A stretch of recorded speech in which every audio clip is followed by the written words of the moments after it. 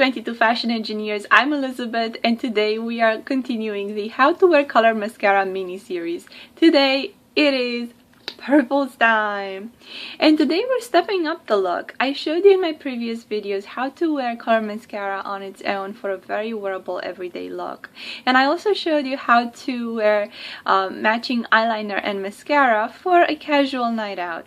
Today we are going to step it up with a little bit more glamour, and we are going to add color eyeshadow into the mix, which is a little bit tricky because doing a tone-on-tone eyeshadow can look a little bit overdone.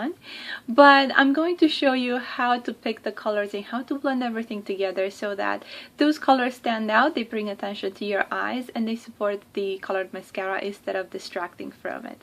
And I'm going to show you how to complete the look with colors on the rest of your face, such as your cheeks and your lips. And I'm going to leave you with my thoughts on how to pick and choose colors and how to make this look work for you. Please enjoy the video. Let me know what you think in the comments down below. Thumbs up and subscribe if you haven't done so. Prime my eyelids with NYX's eyeshadow base in ESB 03. And this is the eyeshadow base that I usually use. This is a skin tone. Start by applying one of my favorite eyeshadows of all time. This is by Jessie's Girl, and it's called Peekaboo. And this is a loose pigment type of eyeshadow. Ooh. And look at this iridescent purplish pinkish color. I'm going to take it on a laid down brush like this very carefully. Dip the tip, and you see how pigmented this is. Very gently get rid of the excess. Don't tap it on the container because you will have pigment everywhere. And then I'm going to be applying this all over my eyelid very carefully because there may be a little bit of fallout. And this is such a multi-dimensional color. It's really well suited for evening. It doesn't matter what kind of lighting you are working with, this will just reflect so beautifully. And yet it's very classy, very subtle, and very feminine at the same time. Next, I'm going to be using a highlight from this Petal Pusher Color Icon palette by Wet n Wild. And I'm going to be using this with a detail brush like this. I'm talking about this top color here. It doesn't really pick up on camera, but it has a very slight purplish tint to it, and it's a little bit iridescent as well. So I'm going to be placing this on my inner corner, and I'm going to be blending it towards the eyeshadow that we placed previously. And you see this is very, very pale. But what I'm looking for, I'm not looking to detract attention from the previous eyeshadow. I'm looking to just slightly lighten up that area and add a tad of shimmer. I don't know if you can tell, but the effect is very, very subtle. And you can continue building it up. This is a beautiful, beautiful complement to the first eyeshadow. Because really, the first eyeshadow is the star of the show, so every other eyeshadow in the look is meant to support it, and in turn, the whole eyeshadow foundation is supposed to play well with the eyeliner and support the mascara. I'm going to use the purple shade in this Revlon ColorStay quad in the color Enchanted. And I'm going to be placing this in my crease and my outer V with a fluffy blending brush. This is a very nice darkish purple. This is on the cooler side. It's more of a blue purple. And it's actually the opposite on the color wheel of the first eyeshadow that we placed. That's more towards the red side of the spectrum. So we're using two different shades of the same color, and that creates intensity. Because if we're going to just use the same color with different values, it's just going to look a little dull and read a little boring. So we don't want that. We want a little bit of tension so that our eye gravitates towards the eyeshadow, and in turn towards the mascara as well. Little bit of face powder. This is Revlon ColorStay in the color light, with just any brush that works for you. And I'm going to take a little bit of powder on my brush and gently pat it on my brow bone all the way underneath the eyebrow here next to the bridge of my nose, cleaning up underneath the outer V area. And basically this is going to tie in the whole look together without adding more eyeshadow like a highlight. We want to tighten the whole look, but we don't want to add more color because we already have so many eyeshadows going on. It would be just too much if we were to do a shiny highlight. So this is going to match our face, and it's going to tie in the eyeshadow with the rest of the look. We're going to be using this Maybelline Eye Studio gel eyeliner, and this is in the color Eggplant. This is a very dark plummy color. I'm going to be using it with a slanted brush like this. This is by Harmon, and this is actually an eyebrow brush, but look how thin this is. So we want a very thin line because with that very vivid mascara, we're not going to distract it with eyeliner too much. I'm going to take a little bit on my brush and then very gently build this up. I'm going to start somewhere in the middle of my upper eyelash line, and I'm going to gently pat it in very, very close to the roots of my lashes. And the effect is very, very subtle because I don't want to see a very bright purple there, but I do want to build up my eyelash line and make my lashes appear fuller, particularly because I'm not using a very voluminous mascara. The mascara that is tinted does a very good job of coating your eyelashes, but it's not particularly voluminizing or lengthening mascara. So we want to help it along. And you can see how thin and subtle this line is.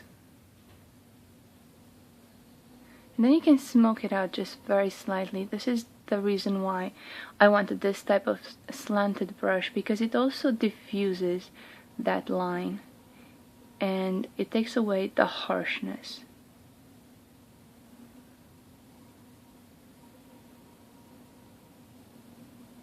It's always interesting to purchase a brush that is labeled for one use and then discover other uses that it's suited for.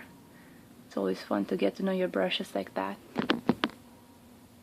And now the moment we've all been waiting for, mascara time. And this is still in the Maybelline Express Plush, Mega Plush Voluminous, where is it? Volume Express line. And this is, I believe, in Purple Velvet, if I'm not mistaken. They really make the writing really small. This is what the mascara looks like. This is a very blue-based mascara. And I'm just going to be applying this liberally all over my lashes, just like I would apply any other mascara. And the beautiful thing about this combination is that the blue tint in this mascara is going to pick up on the crease color. Remember, the darker blue-based eyeshadow from the Revlon ColorStay Quad has a blue tint. So they're going to pick up on each other very nicely. And they're going to contrast with the cooler, redder all over the lid color. So I'm going to build this up just like any other mascara. I'm going to be taking my time with it. And you can see how it just gives a little bit of color to my lashes. They really did a wonderful job with this mascara as far as getting the color right. Certain color mascaras are very, very bright, and they have their own purpose, of course.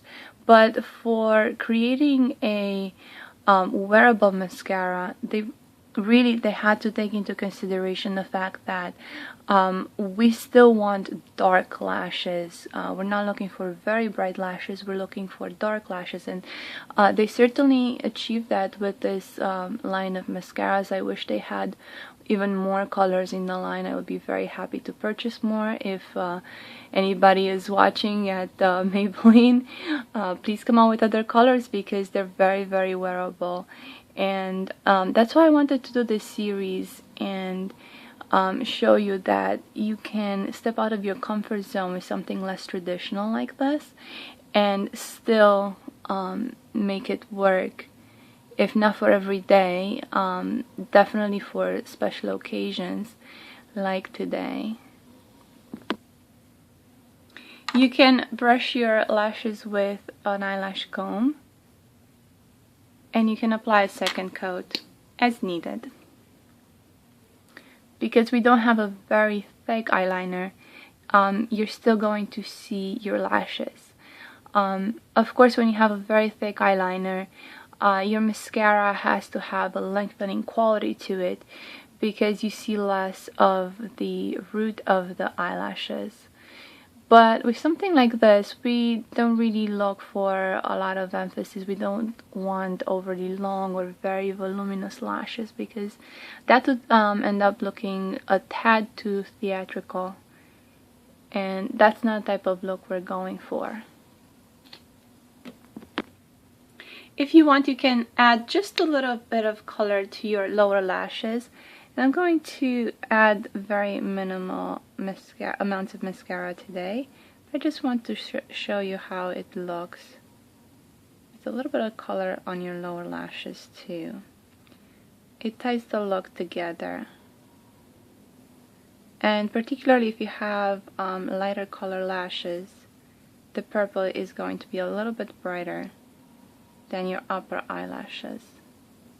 Be very careful not to add too much and clump it up because it will be very visible. For blush, I'm going to be taking the very easy, very neutral route with NARS's Luster. And this is my go-to neutral blush. It has a little bit of sheen to it. I'm going to be placing this on my cheeks with a blush brush. And I'm going to emphasize my the apples of my cheeks and then blend it towards my temples. And this just warms up the whole look together. If I were to use a bright pink blush, it would add too much color and it would compete with the eyeshadow. This way, the Luster blush just ties the whole look together with my complexion, with the contour, and everything else. So it just gives a little color, finishing everything and bringing things together. For lipstick, we have to be very careful because we don't want any lipstick that is going to wash us out, like a too nudish warm tone, and we don't want something that's too bright that's going to compete with the eyeshadow. We want a color that is going to complement it. Generally, we're going to stay in the pink family, but we want something that's between a very light and a medium color, and it's not going to be too red or too orange or too peachy. We want a cool pink that's going to be subtle but play a supporting role to the eyeshadow and the eyeliner and the mascara, pretty much your eye makeup all together. So for this look, I chose this Rimmel lipstick. This is in the color Pink Blush. Let me see if you can see. There you go. It's the number 006 Pink Blush, and I'm not going to define my lips with a lip liner. I want a very soft, very organic almost quality to the color of my lips. I'm just going to apply it out of the tube. This color has just a little bit of a pearl to it.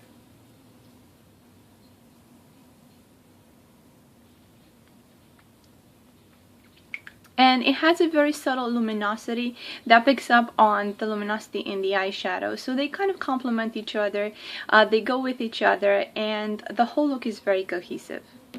So this is the final look. I hope you picked up a few tricks. I would have to say that the main tip for this tutorial is when you do a tone on tone, on tone on tone look like this, with your all over color, with your highlight and your crease color, your eyeliner and your mascara being in the same color family, is to pick and choose your colors very carefully. One, stay away from overly chalky colors. Two would be to pick tones that have cool undertones and warm undertones to create interest. And of course, blend, blend, blend. You don't want to overdo things. Also, keep the technique of applying the shadows very soft and very muted. You want everything to blend in together to create gradients. I wouldn't do a cut crease or a very harsh look when you do a tone on tone look like this, because it's going to look a little bit theatrical and a little bit overdone, and that's not what we're going for today. It has its place, but for this look to work, you want something that's very soft, because then we're going to see all those tones creating all those shadows and highlights, and it's actually about the mascara. You don't want too much eyeliner either, and you don't want a bright eyeliner. If you were to do too bright of an eyeliner, it's going to compete with the main color in the eyeshadow, and the main color in the eyeshadow's job is to support that mascara. That mascara is going to look a little bit more vivid due to the brightness of that color. So it's a really fine balancing act between finding the right shades and building this look, and then the application. Also, don't forget the rest of your face. You can create the most beautiful eye look, but you have to complement it with the right tones. It's going to take some experimenting to pull something like this off, but with experimentation and practice, you're going to find the colors that suit you. These are not necessarily colors that are going to work for you. I always try to find colors that work for a variety of skin tones, undertones, and so on and so forth.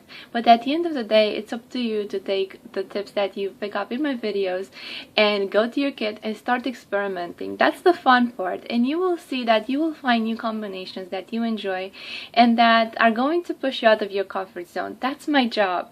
My job is to make you think about color and get more creative and enjoy the process, not stay stuck in a rut, not do the same things over and over. I want you to experiment, I want you to try new things, and that's why I do my videos. I want to inspire you to get creative.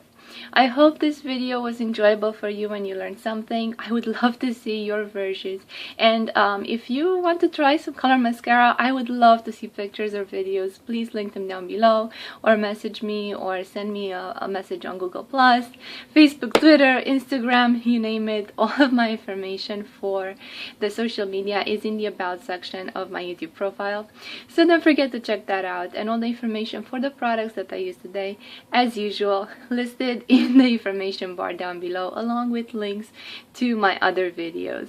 I hope you enjoyed this video. Please thumbs up if you did, subscribe if you haven't already, and let me know what you think in the comments down below. It really makes my day. I really enjoy talking to everybody watching my videos. Thank you for watching. Until next time.